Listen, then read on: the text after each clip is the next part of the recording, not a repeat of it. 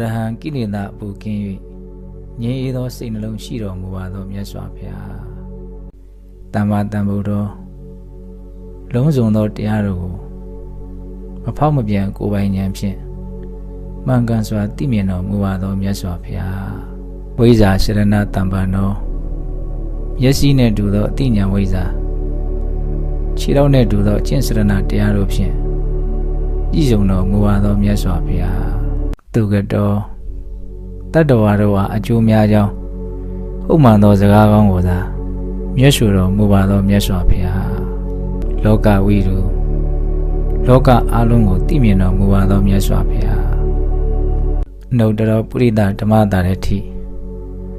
ဆုံးမလိုက်သောတတ္တဝါတို့ကိုကိလေသာကင်းရင်ကျေးခြင်းသို့ရောက်အောင်ဆုံးမတော်မူရာ၌အတုမရှိအမျက်ဆုံးဖြစ်တော်မူပါသောမြတ်စွာဘုရားတတ္ထာဒေဝမနုဿာနံတန်တရားခီးသောတတ္တဝါအများတို့၏ရှည်သောခေါင်းဆောင်ကြီးဖြစ်တော်မူပါသောမြတ်စွာဘုရားဗုဒ္ဓသစ္စာလေးပါးအမှန်တရားတို့ကိုကိုယ်တိုင်လည်းသိမြင်တပါးသူတို့ဟာလည်းသိစေတော်မူရပါသောမြတ်စွာဘုရားဘဂဝါပြုကျင့်ခဲ့သောပါရမီတော်နန္ဒတို့ကြောင့်လောကီလောကုတ္တရာကောင်းမြတ်သောဂုဏ်ဖြာဖြာတို့ဖြင့်ကောင်းစွာဂုဏ်လုံးပြည့်စုံတော်မူပါသောမြတ်စွာဘုရား